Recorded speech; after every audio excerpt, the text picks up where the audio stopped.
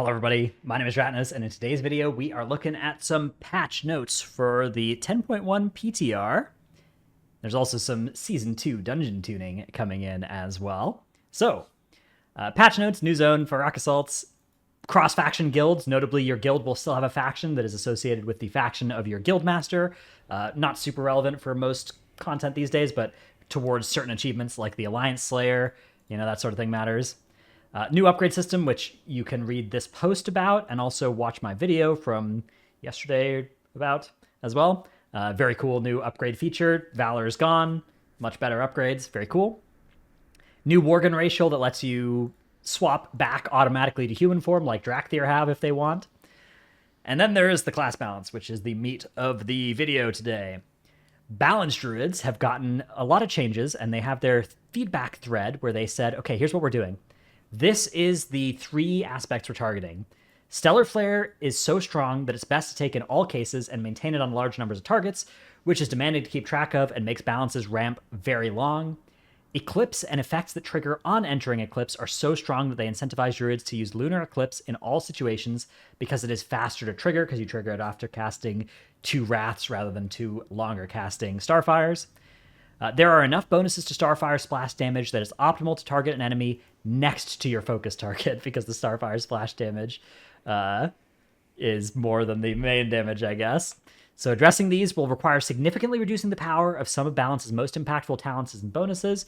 We want it to be enjoyable to play and powerful when played well. Nobody has ever played a Balance Druid well yet, is my understanding, but in theory that would be good. And in situations that it is well suited for. So we will be buffing Balance elsewhere to make up for these power reductions and keeping an eye on its power and tuning. Stellar Flare has a lot of interactions with stuff like Shooting Stars, Cosmic Rapidity, Waning Twilight. Our goal is for it to be an optional talent that you choose if you're interested in a dot-focused build, and it should be most effective against small numbers of targets, because 10 target, applying Stellar Flare to 10 targets is a weird thing to be correct. We're removing its interaction with Shooting Stars. That will decrease how essential it is for AP generation, especially in multi-target. We are increasing Astral Power generation from other sources and boosting finisher damage because you have less AP generation total, potentially even after this change. We like that it makes it possible to maintain the Waning Twilight bonus 100% of the time on affected targets, but we want it to be easier for other builds to also use Waning Twilight, so we're extending the duration of Astral Smolder's dot and making a new choice node with Stellar Flare that increases Wrath and Starfire astral damage, Astral Power, generation, and crit, making it easier to trigger Astral Smolder instead. Okay, the 4-piece, the 10.0 set 4-piece is changing from a free finisher dealing 35% extra damage to a 5 AP discounted finisher dealing 20% extra damage. So they are nuking the heck out of that set bonus. This makes its set bonus more comparable to other classes. It's always also the main change we're making to reduce the importance of entering Eclipse as often as possible. If it's still optimal to use Lunar Eclipse in every scenario, we'll investigate further changes. So this serves a dual purpose of making it so that it will not be correct to keep 10.0 4-piece deep into the next patch as well, which I think was a concern depending on the power of the 10.1 set bonus for balance. But yeah, this is a massive nerf to that set bonus. Starfire AoE, several effects increase the damage Starfire deals to nearby targets during Eclipse, pushing it above its primary target damage. To change this, we are changing Soul of the Forest to instead increase Starfire's damage and Astral Power generation against multiple targets. So this maybe means it increases the primary target damage too. In addition to the above, we're making some targeted changes to underpowered or underselected talents to make them more competitive, especially the end cap talents, which was a big pain point for Balanced Druids, was the capstone talents not being ones they were super excited by. So here is the full list of changes. A lot of these are the Shooting Stars can no longer be triggered by Stellar Flare, new talent Wild Surges that lets you trigger Astral Smolder more easily if you're not taking Stellar Flare and get your Waning Twilight bonus going. Extra AP generation to compensate for not getting AP from Shooting Stars proccing from your Stellar Flare anymore. Astral Smolder, dot increased, damage increased, and nuking the set bonus. And a couple other small changes to a couple of other things in here. Feral Druid. Feral Druid says, before Embers and Eltharion, Berserk worked by restoring combo points after finishers and making Rake and Shred deal damage as if you were stealthed. This seems simple enough, and it accomplishes the goal of accelerating the rate that you cast finishers and deal damage, but under the surface, it requires quite a bit of cross-referencing other talents to figure out what it's doing, and an advanced degree in feral science to determine the best abilities to use in different situations. For example, Brutal Slash stops being worth pressing on single target under the old rules because Shred is now doing more damage because it's dealing damage as if it's stealthed, right? And that sort of thing. Those sorts of priority changes can be weird. Especially when there's talent that you take that you want to press that talented button with a certain number of charges, it can be weird. So the value of generating exactly 3 combo points with each builder can make it optimal to ignore abilities like Rake and Thrash entirely, which is unintuitive and makes the Berserk rotation pretty repetitive. Especially if you weren't playing Blood Talons, the Berserk rotation was pretty much Shred Bite, Shred Bite, Shred Bite, which, so they're changing it to Berserk for 20 seconds. While in Berserk, generate 1 combo point every 1.5 seconds. Finishing moves restore up to 3 combo points generated over the cap, so you won't just go all the way down to 2 always, you will go down to a number based on how much you overcapped with. So you can sort of think of this as during Berserk, you have 8 combo points and you can spend up to 5 of them each time. Shred and Rake damage is increased by 50%, but not doing damage as if they were stealthed anymore. And then combo point generating abilities generate 1 additional combo point. So yeah, this is I think a really good solution to this. I'm not a Feral main, but I've done some like 24s and stuff on Feral. It's a pretty fun spec. It aims to keep the excitement of Berserk's accelerated rotation with frequent finishing moves, while fully rewarding you for maintaining Rake and Thrash's bleeds and generally using the same builders you used to in the rest of your rotation. So you'll be spending more finishers, you'll be pressing something every global, but you will continue to press Rake, Thrash, Brutal Slash, those sorts of things probably. And I guess you'll probably be spending on 5 because there's no problem with overcapping anymore. Very cool. This also allows some talents that lost power during Berserk to maintain their effectiveness, such as Blood Talon, Sudden Ambush, and Lunar Inspiration. It still increases Shred and Rake's damage to retain some of Berserk's particular effectiveness against single targets, which that was where those were really good. It's a big change. We want to keep Feral's current power and specialties. Since Shred is losing some damage in Berserk, we're increasing its damage overall, and then to make Thrash more worthwhile in both single target and AoE, we're increasing the damage of its initial hit and bleed. We're keeping an eye on Berserk's overall power, so too much of your damage isn't focused in your Berserk window. In 10.0.7, we changed Berserk Frenzy to shift some power out of your Berserk window. In Embers, we're reducing the effect of Relentless Predator as it provided more energy than we like within Berserk specifically. One of the things we're always looking for is opportunities to give players tools to play less complicated versions of classes they love. With 3 dots to maintain, Feral can be an intimidating class. The new Thrash and Claws talent causes your normal single-target and multi-target attacks to also apply the bleed from Thrash, meaning you don't have to press Thrash at all. It may not be for everyone, but we hope you'll tell us what you think of it if you try it. This seems great to me. I think making talents like this is good. I think it's even fine if they're sometimes the best talent, but generally I think these talents should be slight throughput losses, but not huge ones, and making the spec simpler, easier to deal with. And potentially even these can be the best talents at certain target counts, and I think that can be good too. Here is the new look of Feral Druids generating their combo points as well. Very poggers. So yeah, these are the changes to Druid. And yeah, you can see one of the big nerf side of it is, in addition to the nerf to Shred and Rake damage in Berserk, and the change to how you're getting your combo points in Berserk, which you're not just getting the free ones, they have to be overcapped ones now. There's also the increase in cost to Ferocious Bite from Relentless Predator. So, okay. Resto is getting a small change here, which is now Incarn and Convoke now properly override each other on your action bar when swapping talents. Great. Anytime there's a choice node or something like that, it should always swap between them on your talent bar without you having to drag it to your bars. Love that. Evoker. Dev Evoker. So this is actually quite a big set of changes to Dev Evoker. We're thrilled with the reception to Devastation, excitement players have expressed for the playstyle. We're making adjustments to a few key talents to address a nuance of the Dragon Rage extension loop where it can be optimal to aggressively cancel and recast Disintegrate back to back to maximize the effects of Feed the Flames and Causality. This specific behavior is fairly unintuitive, and the below changes are intended to make fully channeling the more rewarding way to play. We're looking to add more options for area of effect damage gameplay with the new talent Raging Inferno and a redesigned Imminent Destruction. So basically the way that Dev Evoker used to work, for those who don't know, is you would take Feed the Flames and Causality, and these would give you a bunch of cooldown reduction on your Empower spells, when you casted Disintegrate or Pyre, but you could just use the start of the Disintegrate cast and then just keep spamming it and only doing 1 or 2 ticks of it.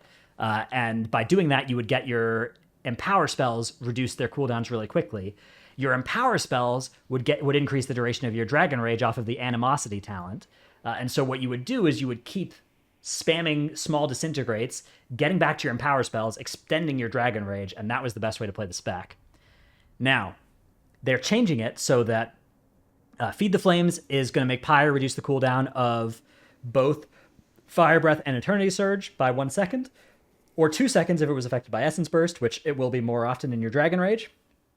And then Causality says, while channeling Disintegrate, Fire Breath and Eternity Surge cool down 100% faster. So it's no longer when you cast Disintegrate, you speed up your things. It's during the channel. So this is going to remove the incentive to clip your casts. Dragon Rage's base duration has been increased to 18 seconds, but the extension has been reduced to 4 seconds. So after your second, I guess it's even after your first Fire Breath and Eternity Surge of a Dragon Rage, you are now at the same duration Dragon Rage you would have used to have. And then after you extend it, you're only extending it by 8 seconds instead of 12, and it'll be really hard to get to the third set of Fire Breath and Eternity Surges. Maybe still possible with less than PI and stuff, and that was a big thing that was true for Dev, was that they were actually really good targets for PI because of that Dragon Rage extension mechanic and the fact that would let them get to a breakpoint to get to their next extension. So this will be interesting here. Then they have nerfed, or they've buffed Engulfing Blaze, making it hurt your Living Flame cast time by less, but they've nerfed how much extra damage it adds to your Living Flame. Sometimes your Living Flame would be instant cast as well, so this reduces the value in that case as well. Imminent Destruction has been redesigned, so now it causes your Deep Breath to cause your Empower spells to reach max level in less time, and enemies struck by it to take more damage from your Empower spells for 15 seconds. So maybe this makes a new combo where you go Deep Breath first, and then Dragon Rage, tip the scales, Fire Breath, and then you cast Eternity Surge, you do a boatload of burst damage that way. Devastation's already kind of the masters of burst AoE because they just press tip the scales and Fire Breath. Or just they press Fire Breath and they're doing burst AoE already, but this maybe adds even more burst AoE potential to the spec. And then there's this new talent that gives Firestorm extra radius and makes Pyre do extra damage to enemies within your Firestorm. Maybe a good AoE talent. Firestorm, something that has yet to really be used for much, I think. And it is a choice node with Snapfire. Okay? Hunter. Hunter is getting some new options here, replacing talents that didn't work as well as we hoped, adjusting some numbers, changes across all 3 specs that should make some talents more viable and exciting to use. Roar of Sacrifice is now a talent in the core tree as a choice against Hunter's Avoidance. BM, they're buffing Aspect of the Wild to make Cobra Shot better on a 3-target ability instead of just 2. Master Handler is getting double the CDR. Snakebite damage bonus is getting increased to 75 from 30. Blood Frenzy says, while Call of the Wild is active, your pets have Beast Cleave, so you don't have to multi-shot, and Cobra Shot applies Serpent Sting to any target hit. Cool. Marksmanship says, Kill Command now grants you trick shots. Interesting. That's an interesting effect there. Especially for, like, low target AoE, or AoE when there's one target that's low enough to kill shot for free. Or not for free, but, to cast kill shot on without a proc or whatever. Legacy of the Windrunners has been slightly redesigned. Aim shot now always shoots 2/4 wind arrows at your target, and then every 24 wind arrows fired generates a charge of aim shot and 30 focus. Okay, so if you take 2 points in this, that is every 4, 8, 12, every 6 aim shots you get a freebie. Cool. Wind arrows have had their damage reduced. Lethal shots has been replaced with In the Rhythm. In the Rhythm says fully channeling rapid fire grants you haste. And Bullseye now gives you, they give you a talent point back. If you tick Bullseye, it's now 1 rank for the same benefit as the 2-rank version. Survival, Ruthless Marauder is getting turned into a 2 rank from the same benefit as the previous 3 rank. Love that. And Lunge is also getting melee auto attacks, reducing the cooldown of Wildfire Bomb by 1 second. I think Wildfire Bomb still needs they need to move some damage into Wildfire Bomb out of like Mongoose Bite IMO for survival, but we'll see. Monk, Song of Chi-Ji has moved to the class tree on a choice node with Ring of Peace. Cool. Ring of Peace is very powerful, but it is situational. Song of Chi-Ji is also very powerful, but situational. It'll be cool to see which of these gets used, in which cases. Mistweaver. Ancient Teachings is a primary piece of Mistweaver's healing toolkit, but its previous design was unreliable. A single Rising Sun kick's targeting could sometimes determine life or death. That level of variance results on healing out of your direct control that wasn't healthy. Our goal is to land somewhere in the middle so that it's important but doesn't, condemn or save allies on its own.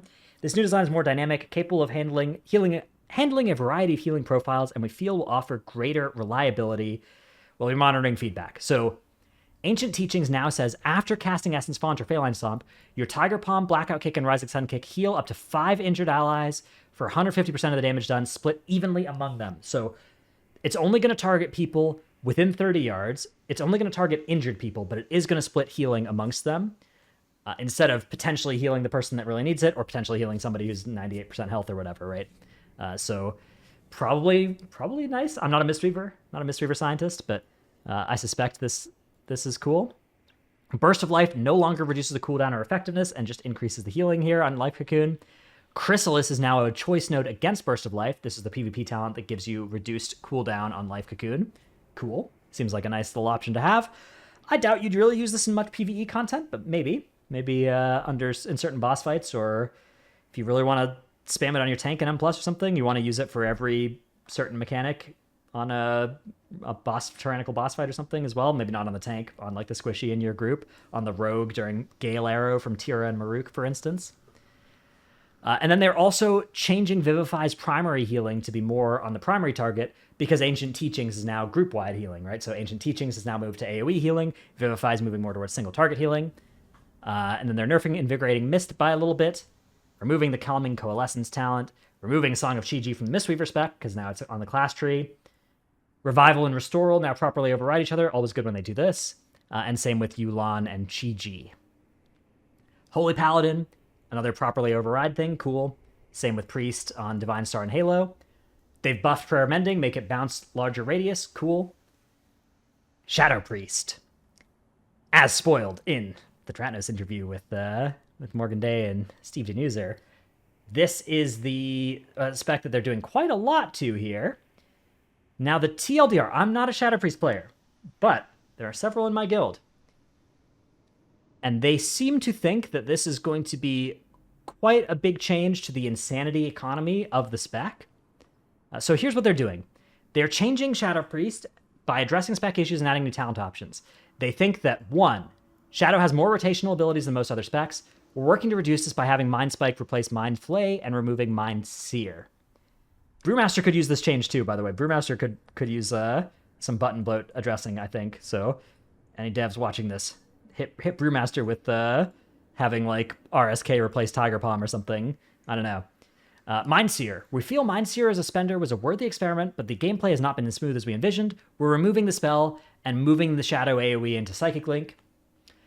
There are times in the rotation where several spells are competing to be cast due to proc frequency. We're adjusting this and Insanity Gen for cleaner flow.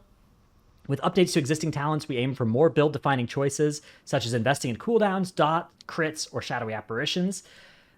This is, I think, a reasonable problem with the old Shadow, was that it kind of felt pretty similar regardless of like which idols you were using.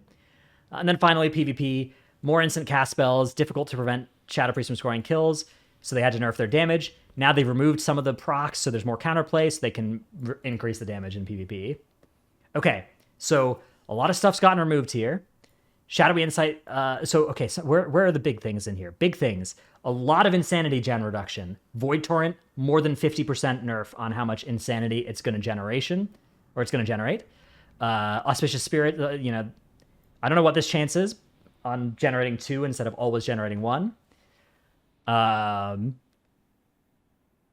Yeah.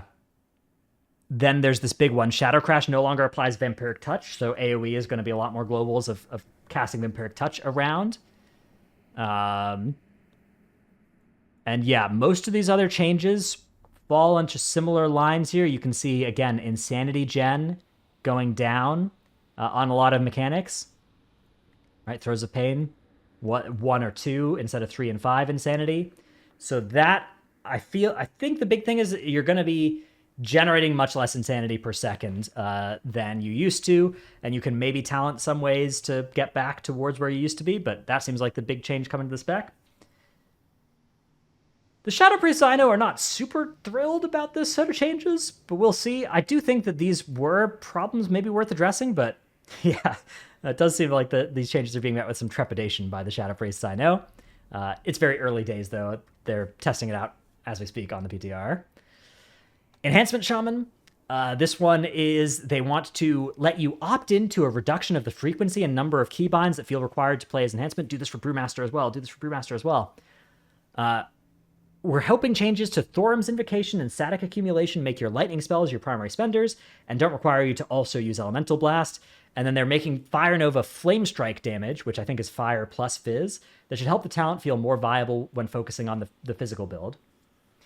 Wind Fury weapon damage increased, Forceful Wind damage reduced. Static Accumulation now grants a chance to refund Maelstrom weapons spent on them. Okay. Thorum's Invocation now also increases damage of Lightning Bolt and Chain Lightning. Okay. So these are supposed to make it competitive with taking Elemental Blast and using that. Elemental Weapons now increases your elemental damage by 2.5% per active weapon imbue. And Fire Nova, yeah, deals both fire and physical school damage. I see. All right, and then Dragon Riding, blah, blah, blah, whatever thing. PvP, crit damage stuff. There's some PvP changes. I'm not a PvPer. I don't talk a lot about PvP changes, but I'm sure there are PvPers out there that you can go to look at these PvP changes. But it's worth noting that this is something that will affect everybody, which is changes to interrupts that are game-wide, not PvP specific. We feel this change would have minimal impact in other content due to how creature spells are generally designed, as most kicks are spent on spells that have inherent cooldowns longer than the interrupt duration. We'll be keeping an extra consideration on these for seasonal dungeons. Basically, they're nerfing by 1 second how long most interrupts lock you from a spell school. That means if you kick a mob, most mobs that have like one cast, that cast happens every 6, 8, 10, 15 seconds, and will not be affected by this change because they don't come off cooldown before their lockout has ended. But some casters either have spammable abilities that they will just spam on cooldown, or they have multiple different abilities that they cast, but that are in the same school.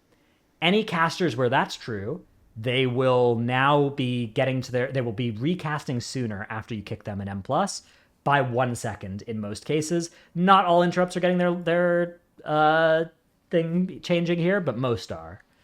So that is something to be aware of, and we'll see if it matters for any specific M+ enemies.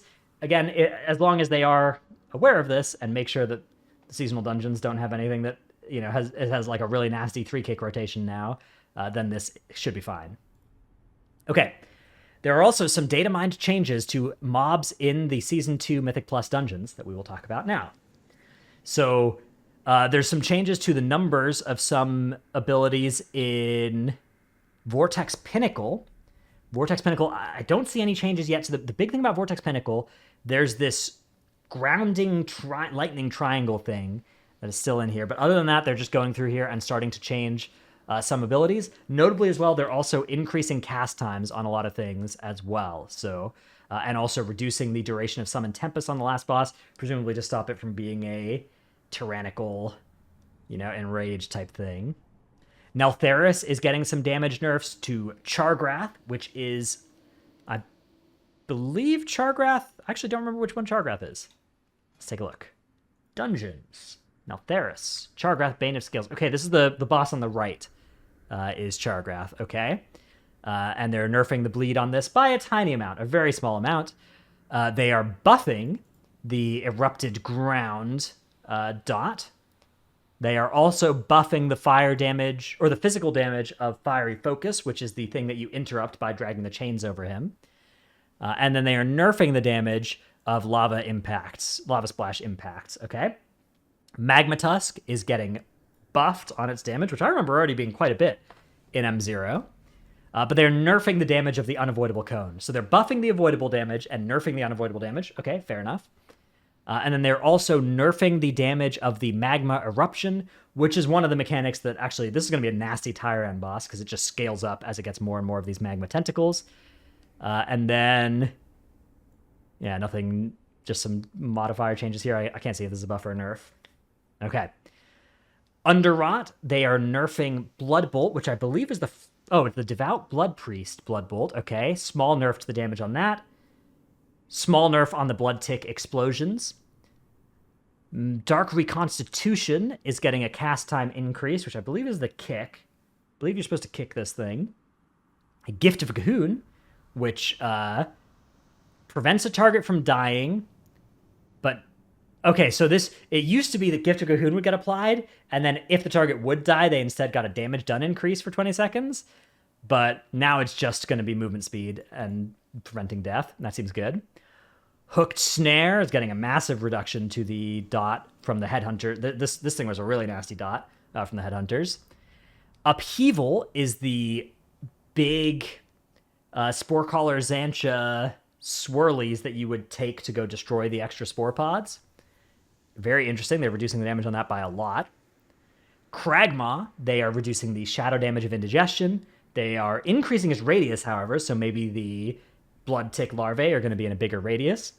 Tantrum is going to be doing less damage as well. And Shockwave also is getting nerfed by double the tank frontal Shockwave that destroyed a lot of spore pods. So big reduction in the tank damage on that fight.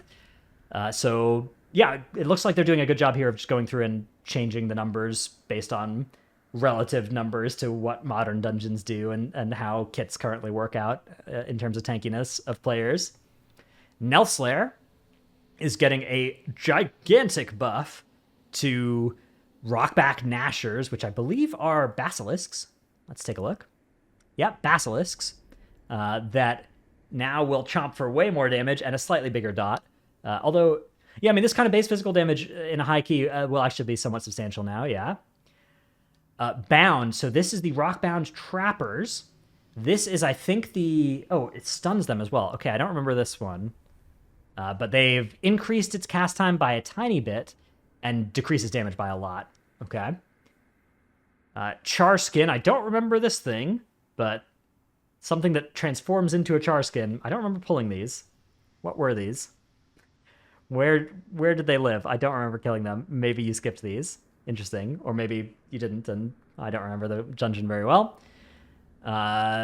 Okay. Some slight damage changes, damage numbers, slight buffs to some of the Ember Shard Dominators. I believe these were the Scorpions, right? Yeah, I thought those were already really nasty. Interesting. And a big increase in the damage done to the tank as well by these mechanics. Interesting. I remember these Scorpions were really nasty already, and you would skip them at the end of the dungeon already, so weird to see them getting buffed. Obviously, seeing a mechanic getting buffed or nerfed in these dungeons that aren't out yet is not inherently all that useful, really. But the relative information of, like, these are the abilities they're choosing to buff versus these ones they're choosing to nerf, these are one of the ones that I remember being the most scary. So, curious. I wonder if they're adding some, like, telegraphing, some avoidable damage to making these damage avoidable instead of unavoidable or something. Okay. Then, yeah, it looks like slowing down a projectile from these Tar Spitter Lurkers. Nerfing Stonebolt from the Shapers. Buffing Stone Shatter. Nerfing the damage of Stone Hands if they hit you. That was the Ulorog, the 4 hands would come up and you'd have to move out and then they would close in and kill you if you were still there. Not going to quite kill you anymore until you start getting to really high keys. Viscid Bile, which comes from the Lurkers again, and is getting buffed. Okay. Ulorog damage is getting buffed slightly on the falling debris. I remember that being really nasty as well.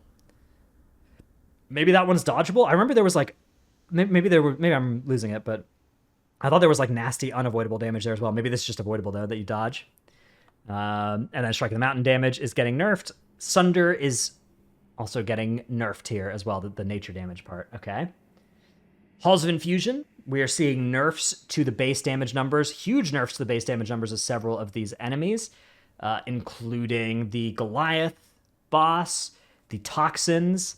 The Toxins are still going to instantly kill at 10, but we're also seeing a buff here on the overpowering Croak, which is on that boss as well. Nerfs to the toxic Effluvia. And yeah, nerfs again to all the toxic debuffs that instantly kill upon 10. Frost Shock is getting nerfed as well on the boss. This was a weird mechanic. It just would Frost Shock your tank, zap him. And then Primal Tsunami is also seeing big nerfs to its damage numbers. Uldaman, we are seeing buffs actually to Bromax, Geomancer's, Chain Lightnings. Those will very much need to be managed in M+. And buffs to Stone Spike too. So it is getting a slightly slower cast time, but yeah, these are going to be really important to manage these mobs. Sentinel Philandris, nerfing how much damage it does when it knocks everybody back. Also nerfing how much damage Earthen Shards does. Emberon nerfing the damage of the frontal. Okay. And Chronolord is going to be buffing the dot that it puts, the time sync dot. Okay. Brackenhide Hollow. Huge nerf to the physical damage of Gash Frenzy. Slight nerf to the dot. Yeah, huge nerf to the upfront damage, slight nerf to the dot. Scorched Earth is a new mechanic. Okay. From Wrath Eye. I don't remember who Wrath Eye was. From Decatriarch Wrath Eye. Is that the last boss? The Rot Coalesce. So maybe they're changing how the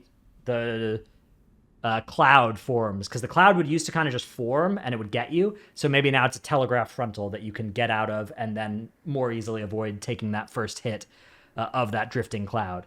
That is my hope for what's happening here. I'm surprised that this section is so small. I would have expected to see a lot of Brackenhide changes in here. Surely they're coming in future PTR builds. And then finally, Freehold, they are nerfing the enemy's max health damage per taken from Painful Motivation. So I don't know how many of you remember this, but the way you used to do Freehold was, especially in high keys, you would pull a bunch of mobs with the Painful Motivation mobs, and each mob could cast Painful Motivation on themselves and like 2 other targets. And so you would line them up and group them up such that the Painful Motivation would hit the mob and 2 other important mobs. They would get affected by the Painful Motivation. They would just die instantly because the max health % damage would scale up with the M+ level and would just kill them in a couple ticks very easily. Now it's being nerfed by a huge amount here, from 3% down to 1%, right? By 2/3. But I suspect it will still be quite a bit of extra damage in a high key if they keep the part where it scales with key level, the damage done. If they remove that and it just always does 1% regardless of key level every 1 second, then it will be a lot more. I mean, it'll still be worth, right? 45% damage done increase, especially if it's just tank damage on those mobs, and you're kicking all the other stuff, you're stopping all the other stuff. This will still be worth probably to go out, but it will not insta-kill the mobs anymore. So that's probably fair. Anyways, that is a quick look through the patch notes and the Season 2 Mythic Plus dungeon data mining that has come out here today.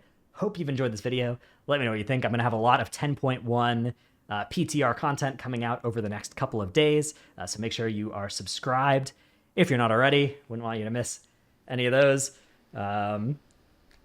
If you have a Amazon Prime account and you don't use Twitch TV, you can also go to twitch.tv/Dratnos and use your Prime sub on me so that I can get extra money. Hope you've enjoyed this video. Thanks for watching. See you in the next one. Bye.